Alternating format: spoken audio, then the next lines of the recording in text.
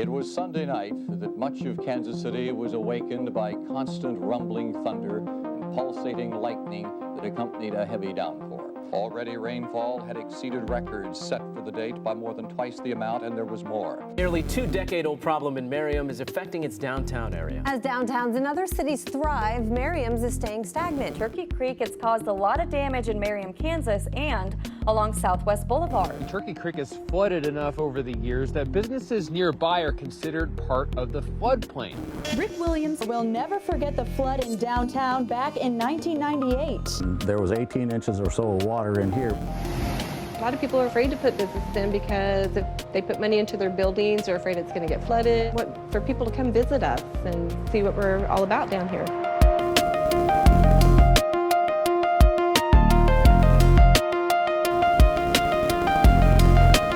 Water doesn't recognize city limits.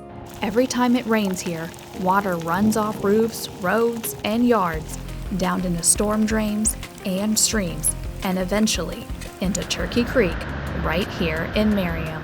Turkey Creek is bigger than it looks. It's about 15 miles long, collecting water from roughly 23 square miles. It starts near 89th Street in Lenexa, runs through our neighborhoods along I-35 and Southwest Boulevard, and then joins the Kansas River. Flooding isn't new. Long before we built homes and highways, the creek drew settlers, and it flooded them too. After a string of big floods in the early 1900s, a flood channel was built in 1920 to try to protect the area. Still, floods kept coming nearly every decade, damaging buildings, washing out railroad tracks, and even putting I-35 underwater. And Merriam hasn't been spared. In 1977, Kansas City was hit with one of the most destructive rain events in its history. KMBC9's coverage at the time showed catastrophic scenes across the metro, the Country Club Plaza underwater, neighborhoods in Independence and Wyandotte County swamped, and communities across northeast Kansas overwhelmed. According to the U.S. Geological Survey, the storm dumped 16 inches of rain across the region. 25 people died, and the damage topped $50 million. In Merriam, the damage was real. Roads washed out, bridges damaged, entire areas cut off.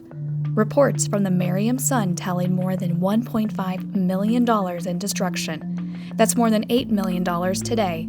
The city administrator at the time said small businesses had been, quote, wiped out. Neighbors hoped they'd never see anything like it again, but 1977 wasn't the last. In 1993, another major flood hit Merriam.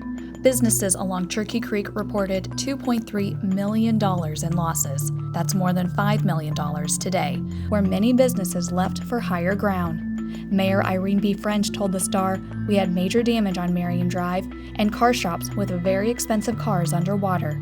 Another flood, more damage, and just 5 years later, it would happen again."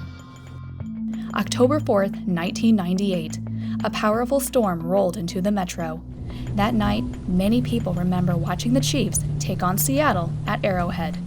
A game hit with torrential rain and lightning so intense it forced a 54-minute weather delay. While many fans waited out the delay, a real emergency was already unfolding in Merriam. That is really moving. It's been raining for about 2 hours, I guess. In 1977, we didn't have this much water. At 7101 Grandview, homeowners grabbed a camera and recording everything as it happened. Water rising fast, climbing several feet into their home. All my writings, my desk, everything I'm sure in the basement, my sewing table, my sewing machine, heirlooms from grandparents, great-grandparents. Homes should have never been built on the floodplain. And they weren't alone. City documents confirm that 183 properties took on water that night, from soaked floors to rooms filled several feet deep.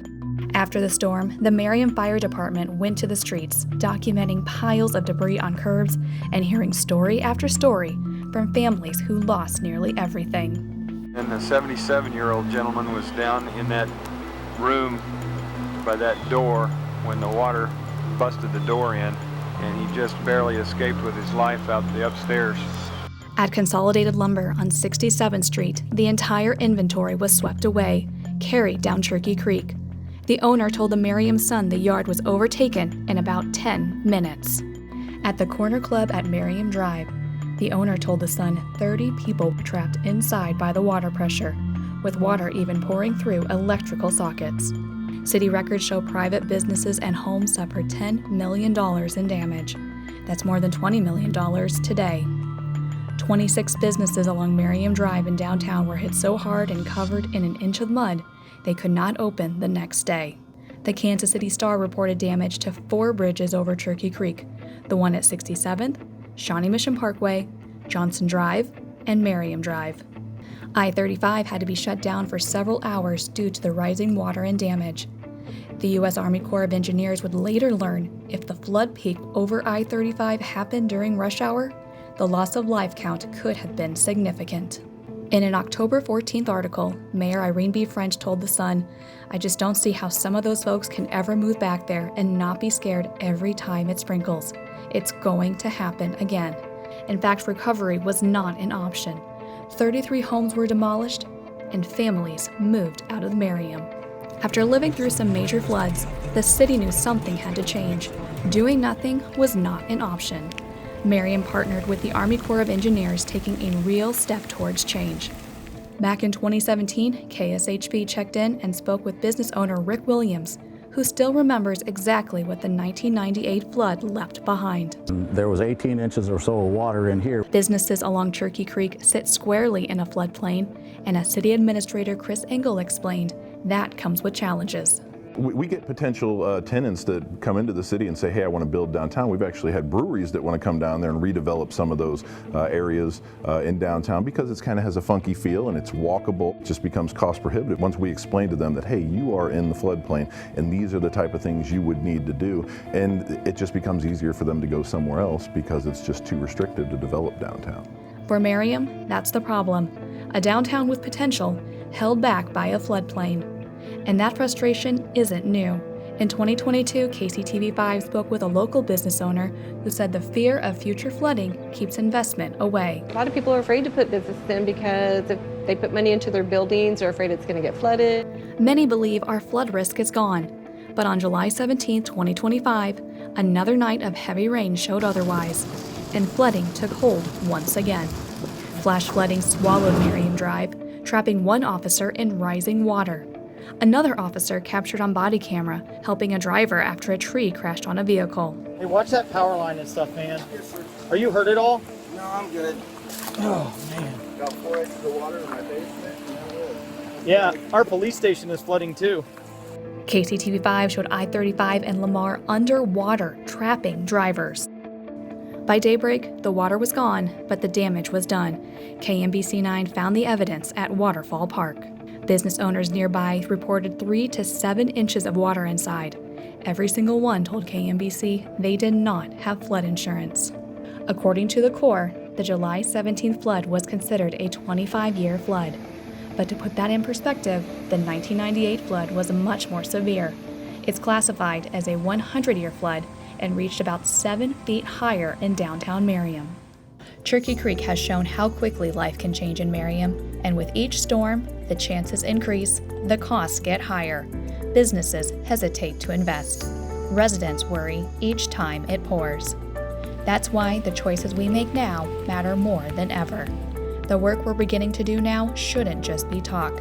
It should be the blueprint for breaking this cycle, for protecting homes and businesses, and for giving downtown a future where flooding isn't the headline.